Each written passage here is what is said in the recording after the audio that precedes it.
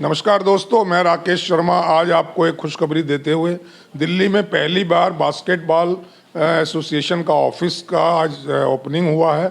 आज इसका उद्घाटन हुआ और ये पहला ऑफिस है दिल्ली में बास्केटबॉल एसोसिएशन का। इससे पहले बास्केटबॉल चल रहा था, डिफरेंट जगहों से चल रहा था, लेकिन प्रॉपर कोई ऑफिस नहीं था।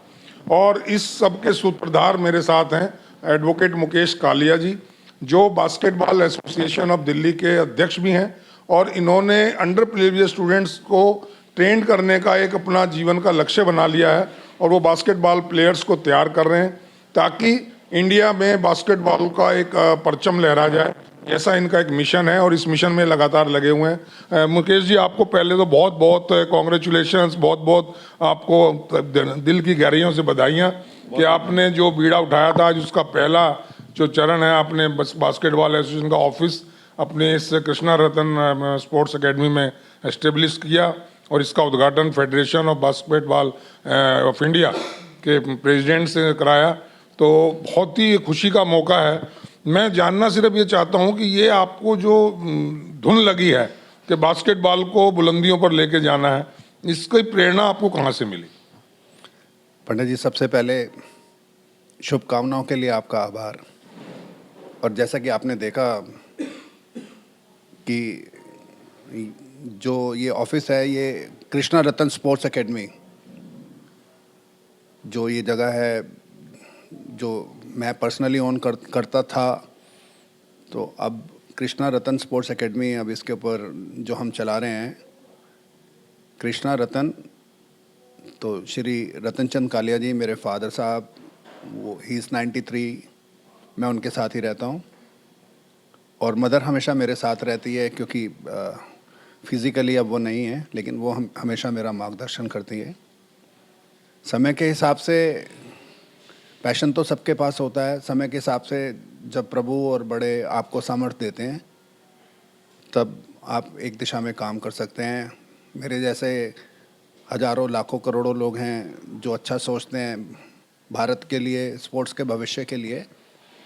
उनकी आर्थिक सीमाएं बीच में आने की वजह से वो उस बात को पूरा नहीं कर पाते हैं।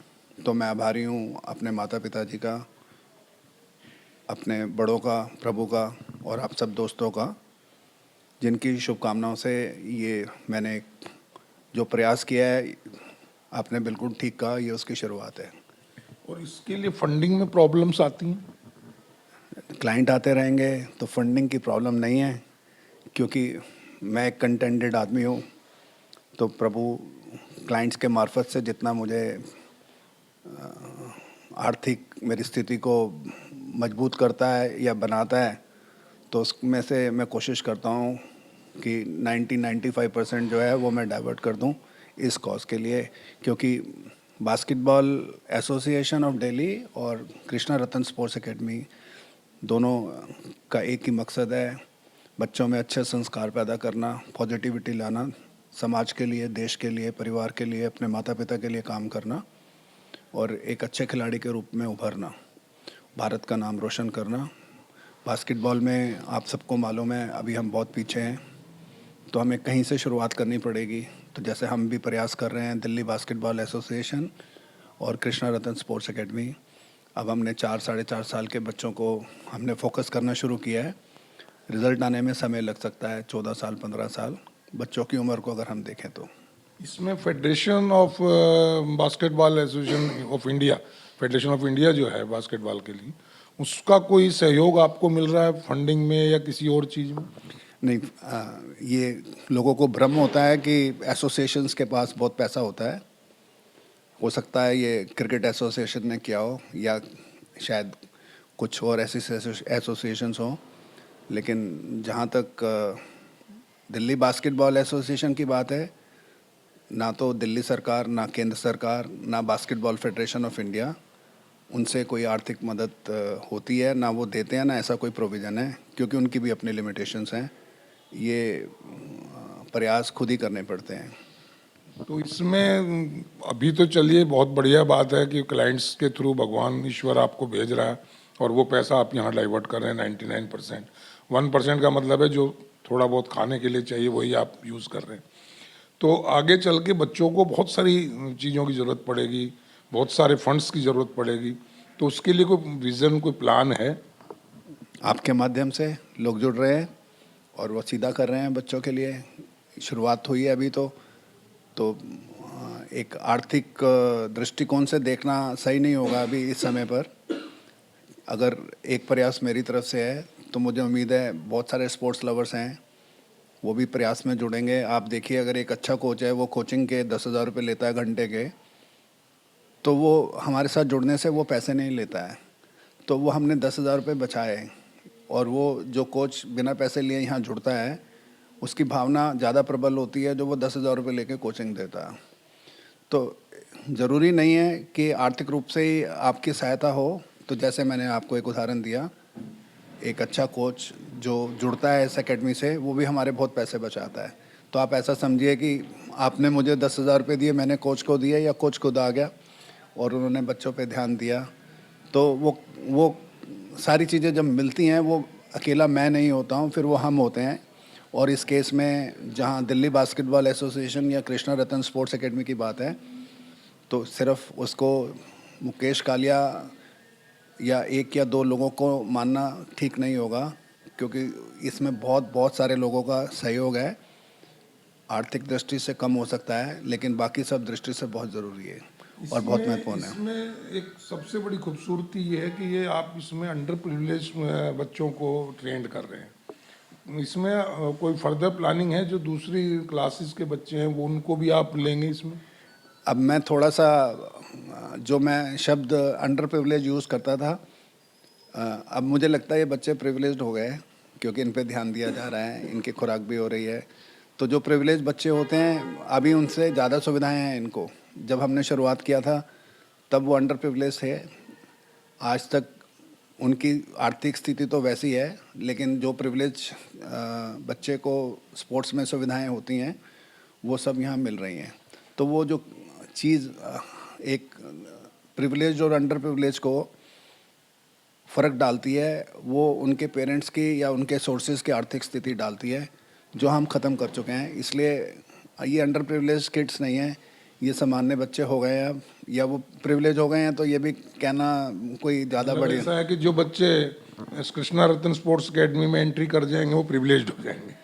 अगर वो मेहनत करेंगे तो ज़रूर हम ध्यान देंगे, क्योंकि ऐसा नहीं है कि आप कोई भी बच्चा आ जाएगा और वो बिना परीक्षा दिए हुए वो उसको सफलता मिलेगी। उसको मेहनत भी करनी पड़ेगी। वो बात सही है कि हमारे यहाँ आने के लिए किसी का आर्थिक स्तर क्या है, उससे कोई फ़र्क नहीं पड़ता। आप क्या फ्यूचर देखते हैं बास्केटबॉल का कमिंग डेज में ऑल ओवर इंडिया? क्योंकि आज मैंने देखा इस फंक्शन में, इनॉग्रेशन फंक्शन में, आज पूरे आई थिंक देश के डिफरेंट डिफरेंट स्टेट्स के जो बास्केटबॉल से जुड़े हुए लोग हैं या जो ओलंपियंस हैं वो सब आए हुए थे।